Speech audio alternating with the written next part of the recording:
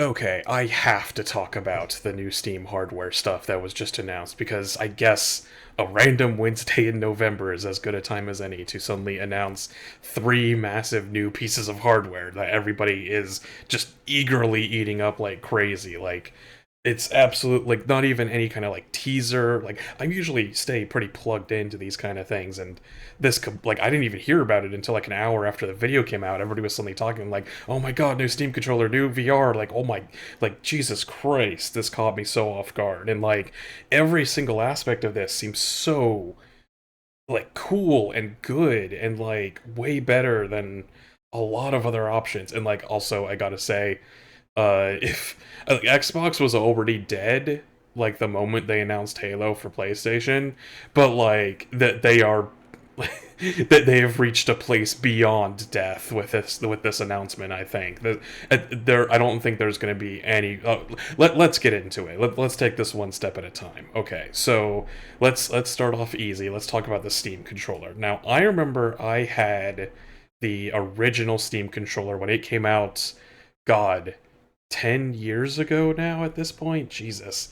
Um, and the original Steam controller, I it wasn't bad, I want to say, but it wasn't like it was a good idea. I think that they were on the right track by having the idea of adding the thumb trackpads as a way to control games that normally would require mouse input while still being able to use a controller.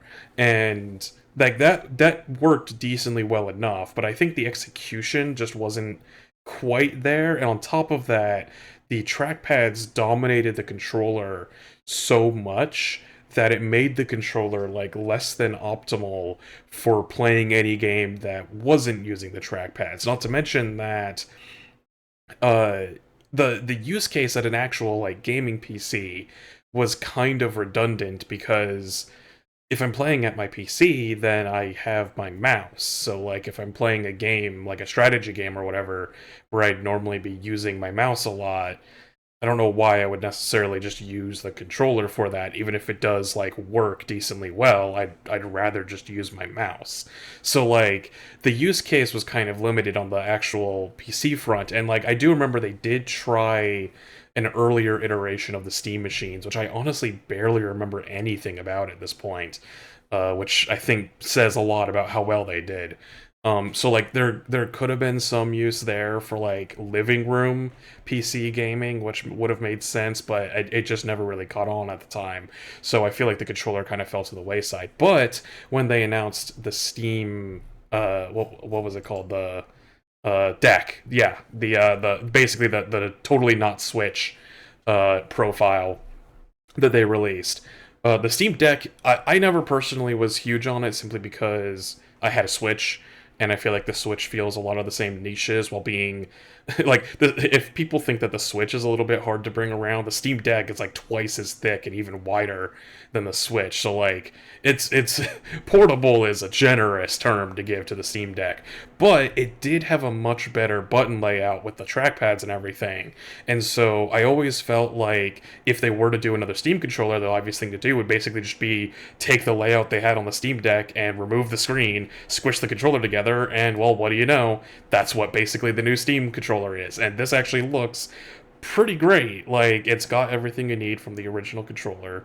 It looks great. It's got all the usual buttons, it's got triggers and everything, and then it's also got the trackpads, but now they're relegated under the thumbsticks. They're angled in a little bit, which looks a little bit weird when you're just looking at it, but I think it's because just that's how your thumb is naturally going to curve when you're holding the controller, so it looks like it feels good. And then, of course, it's got all kinds of kit and caboodles. It's got back buttons, it's got gyro aiming, it's got HD rumble. It's like, this really does kind of seem like the ultimate controller. Like, I'm pretty excited about this controller because, like I said, unlike the first one, I could actually see myself using this for like normal games that I would normally just use like an Xbox controller for. But then it also still has those trackpads to make it useful for other applications. And on top of that, there are some other applications that this will now actually be useful for, such as, well, the Steam machine that they've now released, the Gabe Cube, as everybody is affectionately calling it. Um, and the so okay, this is interesting because it's a really it's a middle ground between a console and a PC in a way that I think might actually work. Because, like I said, I think Valve tried this before and it didn't really work that well. But this feels like a much better execution of that idea. And, like, this is also kind of like what I've been saying Xbox should be doing. Because, like, Microsoft owns both Windows and Xbox, and most gaming consoles these days are basically just pre built PCs, anyways.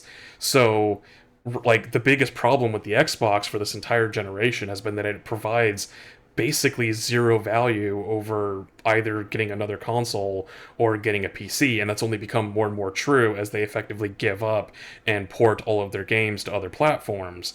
But if they had maybe done something like this, where the Xbox was also a PC, well then that might actually give it a use case because now people could buy the Xbox as their own like workstation and use it for like non-gaming purposes, but then have an entry point to PC gaming.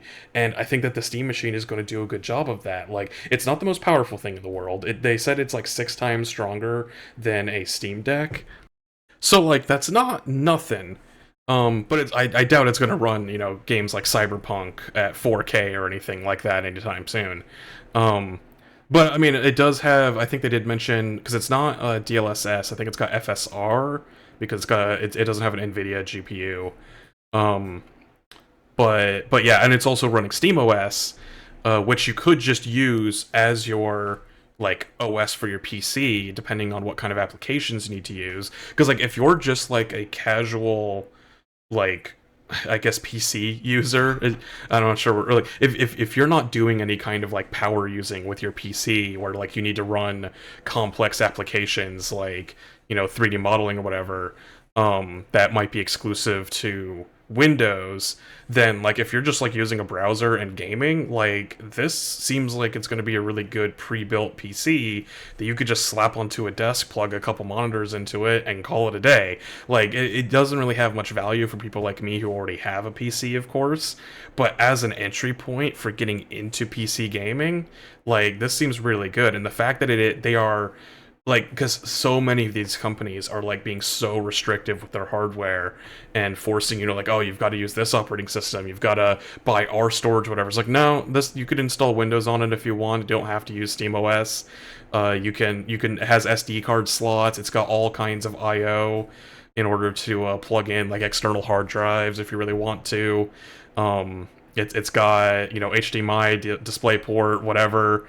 Like, and but then it also just happens to work well with things like the Steam controller and whatnot, so that you like this actually would give the Steam controller a use case. Because like now to be fair, they haven't announced the price for it yet, and that's kind of that's going to be the big deal breaker. Because I feel like if this thing, I want to say I want this to cost like $500 or less. Maybe that's being optimistic, especially in the current landscape. But I feel like it needs to be comparable in cost to a console, right? Um, Maybe 600, I don't know.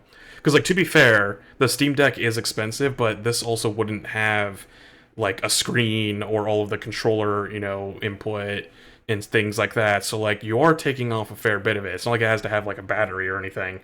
Um, so I could see this thing costing like $500. Again, it's not the most powerful thing in the world, and I think that if it is comparable in cost to a console, then yeah, like that's the death knell for Xbox. There's no point in getting an Xbox anymore. Because like with Xbox's current strategy, if everything is an Xbox and the Steam machine is an Xbox, and the Steam machine can play Xbox games, but can also play like God of War when it gets ported to PC, and it can also emulate, like, oh my god, this is gonna be an amazing emulation machine, like, then why would I buy an Xbox if an Xbox is going to be more expensive than whatever this thing ends up costing? Like, if they can hit that level of price point, then I'm not going to say it's going to be the replacement for Xbox in the console market, because that's not, I don't think that's really what it's going for, but they will remove any possible reason for buying an Xbox, if that makes sense. Um, but yeah, like it's also a lot smaller than I expected. Like when you look at the footage, like it's only 6 inches across, I think. Um, and the fact that it's just a cube is just very adorable to me. But yeah, no, it actually seems pretty good. And like I said, as an entry point for PC gaming, because like PC gaming's biggest struggle is that usually if you want to do it right, you got to build your own PC, and that can be a whole hassle with you having to learn and watch various YouTube videos and tutorials, and then putting it all together and making sure everything runs right, and so on and so forth. So like simplifying everything into this one simple package with a hopefully decent price, like I think this Steam machine might be onto something. We'll see how much of the market it actually captures, because like I said, it has basically zero appeal to anybody who has already got a PC that they play games on.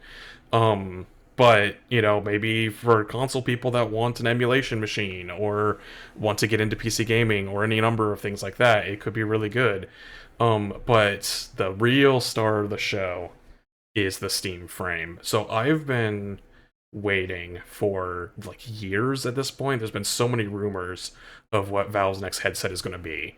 And once again, just like the last two things, this kind of feels like the ultimate VR headset. Like the there's a lot of different VR headsets on the market. You've got Vive, you've with HTC, you've got the Index from Valve, you've got the various MetaQuest headsets, you've got a few third-party ones like Big Screen Beyond and whatnot. And this one feels like it actually kind of, it's not the best in every category, because there are headsets that are more specialized than it. Like the big screen headset's obviously going to be smaller, and I think that there's a Vive headset that has like higher resolution displays or whatever. But like for what this has got a pretty all-around good package. Like the fact that it's got apparently the wireless dongle. So, like, first of all, it's wireless, so no more cables. I can confirm, because I also have an Index, that dealing with cables can be annoying. Um, so having it be completely wireless with its own dedicated, like, Wi-Fi 6 card, that makes sense, and I think is going to be a like, big splash on the VR market. Like okay, so let's break this down in a little bit more detail.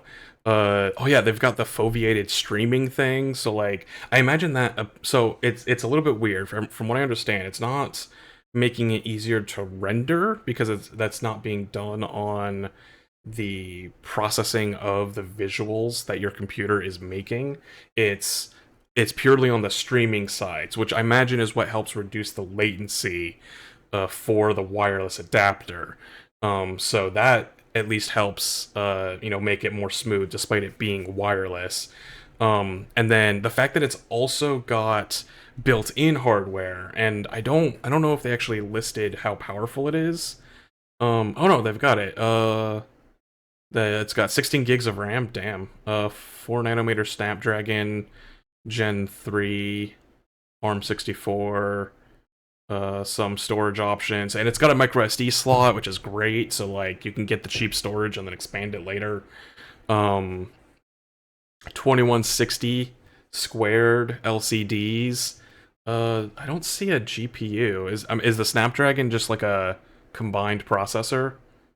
Yeah, it doesn't say CPU or GPU, so I guess that's an all-in-one. But yeah, I don't really have reference for how powerful that is, so I can't imagine it's very powerful, um, on its own. And I'm also so there's two big questions about this thing. Is the price, which I've heard they said was trying to be less than $1,000. So I'm expecting it to be $999, which isn't a terrible price for a headset like this, I don't think. I'll definitely have to save up for it, but I think that is a good, decent price for everything that this has. I'm also curious about the battery life, because so the fact that it runs on its own, and it's also designed to be able to play non VR applications in a sort of like, I guess kind of like what the Vision Pro was trying to do, where you just kind of project a screen and then you play like normal applications through it. That is, I really like that because this kind of makes it like instead of making a new Steam Deck, and I'm wondering if that's why they didn't announce a new Steam Deck. The Steam Frame is kind of a new Steam Deck in itself. Like I said, I can't imagine the battery life is great. It's probably not more than like a couple hours. Again, kind of like what the Vision Pro had. Um, but uh, if you're running just basic games, like if you're doing like emulation, simple indie 2D games, stuff like that, I'm curious if you might be able to stretch that out for a couple more hours. And then if you combine this with the controllers and everything, like that could be a pretty interesting way to play games on the go without needing to, because I feel like this would honestly be more portable than the Steam Deck, given just how wide and bulky it is. The deck, I mean. Whereas the headset seems like it's really compact. And then you just need to bring a controller to hook up with it, like your Steam controller. And now you've got, like, whatever you want, like, just on the go. And that's kind of amazing. And I really, really like this headset. And not to mention the controllers for the headset as well. Again, I feel like Steam has been actually learning their lessons about these controllers because so many VR controllers are so dedicated to VR that they end up lacking the input for like normal games. Like I still remember the original Vive controllers, I think just had a touchpad and a button. Like it was like a touchpad and a trigger, and I think that was it on the controllers. Everything else was based around. Oh, there was a grip button too. So you had like two buttons and a touchpad. Like it was very focused on VR, which kind of limited the kinds of games you could make and play in VR. Whereas with this, they've got, it's still a VR wand, but it's got everything you would expect from a normal controller, so that, again, you can play normal games on the VR headset with it without there being too much trouble. And I think that that's really smart, and they've clearly been like trying to figure out like niches for this. And like the fact that you can play normal games, because that's the other problem with VR, is that there just isn't enough VR content for all but the most dedicated enthusiasts to want to use it all the time. Like don't get me wrong, I love a lot of VR games. I love games like Half-Life Alyx and whatnot, but there's not a ton of like big name VR titles to actually draw people's attention and get you to put on the headset all the time. Like the game I've probably played the most in VR is Phasmophobia, right? But having it basically act as a Steam Deck as well, suddenly I'm like, oh yeah, I could take this with me on the plane and, play video games on the go while I'm on vacation. I could bring, and not to mention you could still like play VR games because it's entirely inside out tracking. So base station tracking is, I think, generally always going to be better when you can do it. Don't get me wrong. I do think base station tracking is like inherently stronger as a tracking method. But as long as they make it good enough, like the technology is catching up, and from all the videos of people testing it out for themselves, it seems like the inside-out tracking is working really well. So, I mean, it looks pretty great to me. And so the idea of being able to bring VR on the go like this and being able to use it for all these other applications, like that might actually get me to use my VR headset more regularly, and I'm really looking forward to that. But okay, now that I've rambled nonsense for like some 20 odd minutes, let me just take a second to catch my breath and collect my thoughts, because yeah, like all of these announcements that they just gave us out of nowhere. It still boggles my mind that they just dropped this like nothing. Um these are all great. I mean, Steam controller is really basic, but like it doesn't need to be anything more than that. I think it's just a really solid iteration that improves upon the older design and basically gives you everything you could possibly want. Like I feel like this is going to be my daily driver controller now for PC games going forward. Like it's got everything. Like I don't know what else I could want from a controller. So this thing looks like it's going to be exactly everything I want. Steam Machine, definitely going to be more niche. Like I said, it's going to appeal to people who do not currently have a gaming PC, but are interested in getting into PC gaming, or are interested in setting up a TV machine or something like that. And I think that this has a much better chance of success than the prior attempts at that kind of device. And like I said, the fact that it's being so open about it, the fact that you can install Windows and other applications to your desire, that you can expand the storage, you can plug in hard drives, whatever you want. I think that Steam, like Valve being so open about that, is a huge amount of points in its favor that is going to give it a good chance. I just hope that it's going to be under like $500 to $600 or something like that, so that it can, like, it needs to compete in the console price range, even if it isn't a console itself. That's kind of how I'm viewing it, but I think there's a good chance it's going to land somewhere in that area. And if it ends up even cheaper, well then, damn, like that's going to blow people away.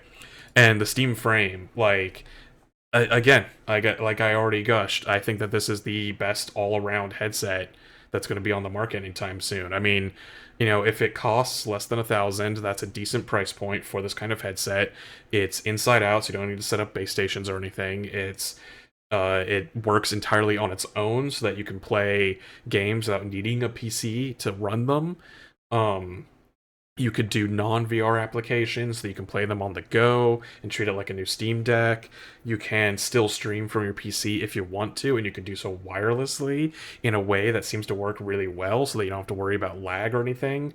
Like, this is the whole package. And I mean, and the best part of all is that it's not being made by Meta, so you don't have to support the dumb Facebook people. So, like, I mean, I don't know what else you could ask for. But yeah, like, and also the fact that it's modular, that's the other thing I forgot to talk about, is that the entire, like, display and processing part of it can be pulled off, which means that, like, if they, like, come up with a better battery technology or whatever, for because, like, we've always keep hearing about, like, solid state batteries for the last few years and how they're gonna, like, revolutionize everything. And, like, if that actually ever happens, you know, and we end up getting like massively better battery technology or something, then like we could hook that up and plug it in without having to rebuy an entire new headset, which is kind of amazing. Um, and so like this like appeal to like consumer rights and the right to repair and to modify the things that you own, like is Valve like the last company that actually still believes in these things? I don't know. But you know, hey, I'm gonna support them for it. And people like to joke that Valve keeps winning by doing nothing, but man, when they do something, they knock it out of the park. As long as it's not Artifact. But as always, I'm happy to continue the conversation in the comments down below. So feel free to let me know what you think of all of this new hardware that Valve just announced. Like, are you interested in the controller, the Steam Machine, the Steam Frame, all three? Like I said, I don't think I'm going to be getting the Steam Machine myself because I just don't really have a reason to, but the controller and the frame, those are going straight up to the top of the Christmas list. I can tell you that right now. Um, and you know, like, do you think that, like, what kind of price points are you really going to expect from these things? Like, do you think they're going to shoot over 1,000? Do you think the Steam Machine might go over 500-600? You know, I hope the controller is at a decent price too. I didn't even talk about that, but like, you know, 50, 70, something reasonable, hopefully. But yeah, so let me know down in the comments what you think. And as always, if you like the video, make sure to leave me a like. If you want to see more content like this in the future, make sure to hit that subscribe button and ring that bell. If you want to throw a little bit extra my way to help the channel out, there's a link to my Ko-Fi in the description down below.